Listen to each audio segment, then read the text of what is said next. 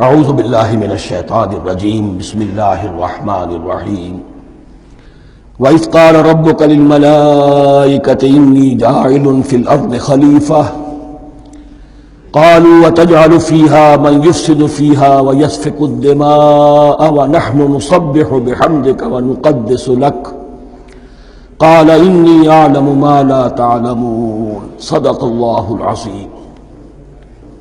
رب اشرح لي صدری ویسر لي امری واحلل عقدۃ من لسانی یفقہوا قولی۔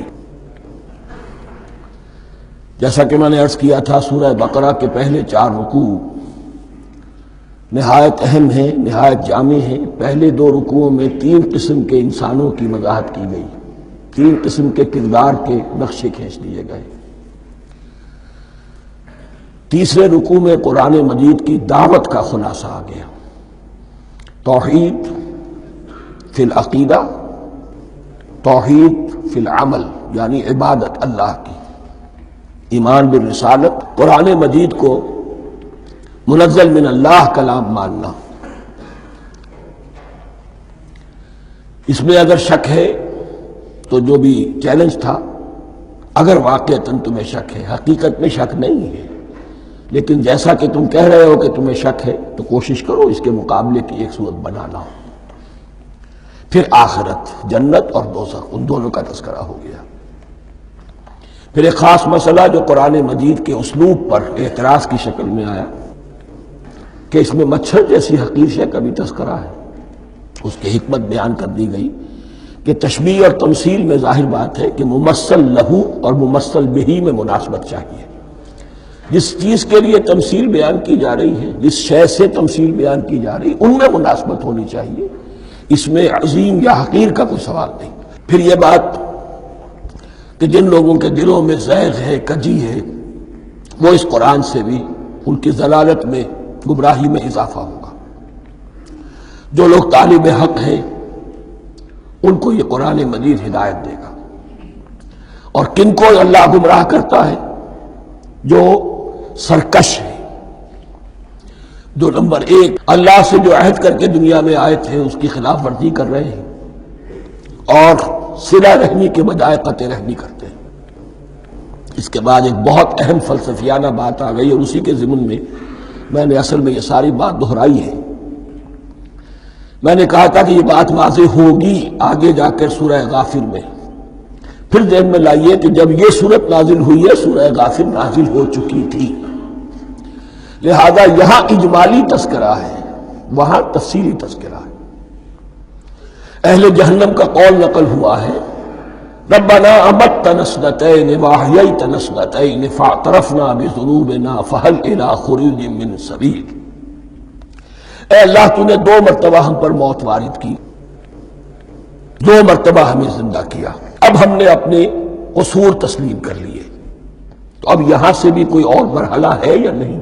یہاں سے نکلنے کا بھی کوئی راستہ ہے یا نہیں؟ اس سے حقیقت یہ واضح ہوئی، انسان کی تخلیق اول ہوئی عالم ارواح میں، صرف ارواح کی حیثیت سے، اور حدیث میں آتا ہے الارواح جنود مجندہ، لشکروں کی شکل، تمام انسان۔ ان سے عہد لیا گیا الست بربکم قالوا بلی، پھر سلا دیا گیا ارواح کو۔ یہ گویا کہ پہلی موت تھی جو ہم گزار آئے۔ پھر عالم خلق کا مرحلہ آیا۔ عالم خلق میں یہ تناسل کے ذریعے سے رحم مادر میں جب ایک جنین تیار ہوتا ہے تو ایک حدیث ہے حضرت عبداللہ ابن مسعود سے، 4 مہینے کا جب جنین ہو جاتا ہے تو اس کے بعد وہ روح لا کر اس میں پھونک دی جاتی ہے۔ یہ گویا کہ احیاء اولا ہو گیا، پہلی مرتبہ کا زندہ کیا جانا، پہلی موت کی نیند سے جگا دیا گیا۔ اے تازہ واردان بساط ہوائے دل، اب ہم اس دنیا میں اس جسد کے ساتھ زندہ ہوئے، اب پھر موت آئے گی، جسد یہی چلا جائے گا جہاں سے آیا تھا، روح جہاں سے آئی تھی وہاں واپس جائے گی۔ ثم یمیتکم ثم یحییکم ثم الیہ ترجعون، پھر تمہیں اللہ کی طرف لوٹا دیا جائے گا۔ یہ ہے بہت گہرا نقطہ فلسفہ دین کا۔ اس کے بعد مضمون شروع ہو رہا ہے خلافت کا، جس کا اجمالی جو ہے تذکرہ تیسرے رکوع کی آخری آیت میں آ گیا، هو الذی خلق لکم ما فی الارض جمیعا، زمین میں جو کچھ ہے کہ انسانوں تمہارے لیے پیدا کیا گیا۔ اسی کے ساتھ جڑتا ہوا مضمون اب خلافت کا آ رہا ہے۔ وَإِذْ قَالَ رَبُّكَ لِلْمَلَائِكَةِ إِنِّي جَاعِلٌ فِي الْأَرْضِ خَلِيفَةً، اور یاد کرو جب کہ کہا تھا تمہارے رب نے فرشتوں سے، میں بنانے والا ہوں زمین میں ایک خلیفہ۔ اب خلیفہ کی حقیقت کو سمجھیے، خلیفہ کسے کہتے ہیں؟ نائب۔ عام طور پر لوگوں کو مغالطہ ہوتا ہے کہ خلیفہ جانشین جو ہے وہ تو کسی کے موت کے بعد ہوتا ہے، زندگی میں تو نہیں ہوتا۔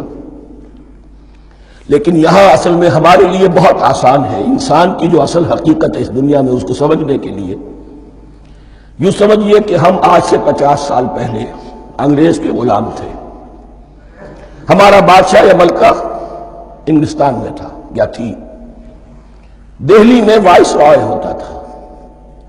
وائس رائے کا کام کیا ہے؟ جو حکم آیا ہے ہز میجسٹیز گورنمنٹ کا یا ہر میجسٹیز گورنمنٹ کا جو حکم آیا ہے بلا چون و چرا، بغیر کسی تغیر اور تبدل کے نافذ کرے۔ ہاں جہاں کوئی حکم وہاں سے نہیں ہے تو یہاں کے حالات میں بہترین اپنی رائے قائم کرے، غور و فکر کرے، یہاں کی مصلحتیں کیا ہے، جو چیز بھی امپائر کی مصلحت میں ہو اس کے مطابق فیصلہ کر سکتا ہے۔ بین ہی یہی رشتہ ہے، اللہ ہے لیکن اللہ نے اپنے آپ کو غیب کے پردے میں چھپا لیا ہے۔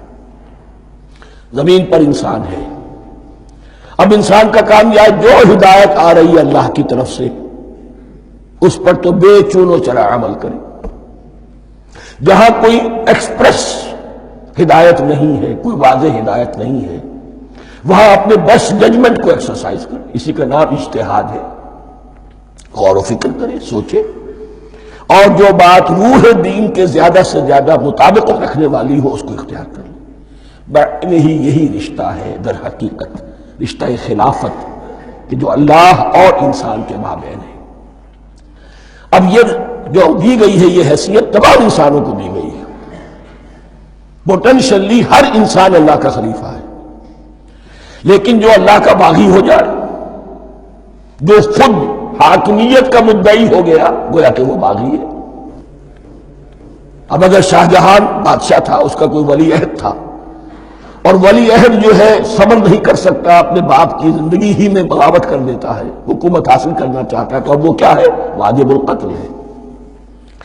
جو لوگ بھی حاکمیت کے مدعی ہو گئے، ویسے تو حقیقت واجب القتل ہے، لیکن دنیا میں مہلت دی ہے اللہ نے، یہ دارالامتحان ہے، فوراً قتل نہیں کرتا، فوراً ختم نہیں کرتا۔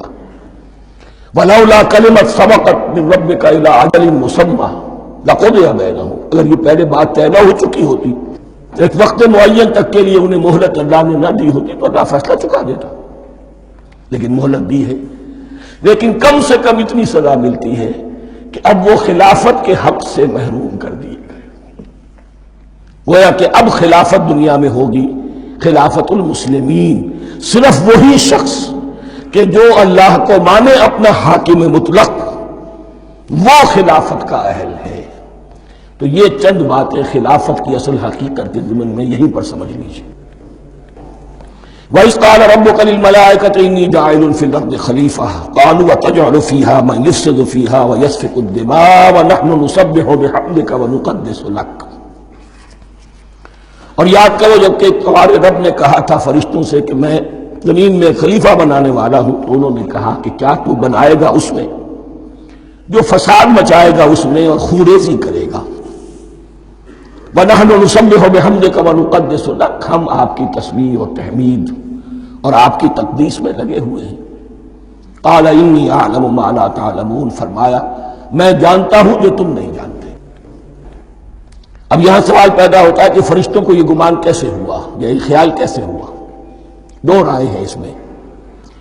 ایک تو یہ کہ انسان کی تخلیق سے پہلے اس دنیا میں جنات تھے، اور انہیں بھی کچھ اللہ نے تھوڑا سا اختیار دیا تھا، اور انہوں نے یہاں فساد مچایا۔ انہی پر قیاس کرتے ہوئے فرشتوں نے سمجھا کہ انسان بھی زمین میں فساد مچائے گا، خوریزی کرے گا۔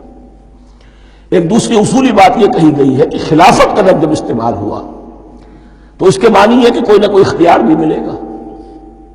جنات کے بارے میں خلافت کا لفظ کہیں نہیں آیا، انسان کے بارے میں آ رہا ہے. خلیفہ بالکل بے اختیار نہیں ہوتا، جیسا کہ میں نے عرض کیا جہاں واضح حکم ہے تو اس کی تو تنفیذ، جہاں نہیں ہے وہاں اپنی رائے سے جتنا بھی بہتر سے بہتر سوچ سکتا ہو انسان رائے قائم کرے. یہ اختیار جو ہے ظاہر بات ہے جہاں اختیار ہوگا صحیح استعمال ہونے کا بھی امکان ہے، غلط استعمال ہونے کا بھی امکان ہے. اختیار تو بلکہ یہ کہ آپ کا پولیٹیکل سائنس کا تو ایکسیم یہ ہے authority turns to corrupt and absolute authority corrupts absolutely. تو ٹینڈنسی کرپشن کی ہوتی ہے اختیار کے اندر. اس بنا پر انہوں نے قیاس کیا کہ اس میں فساد ہوگا، خوریزی ہوگی. اللہ تعالیٰ نے فرمایا اپنی حکمتوں سے میں خود واقف ہوں، میں کیوں بنا رہا ہوں یہ میں جانتا ہوں، تم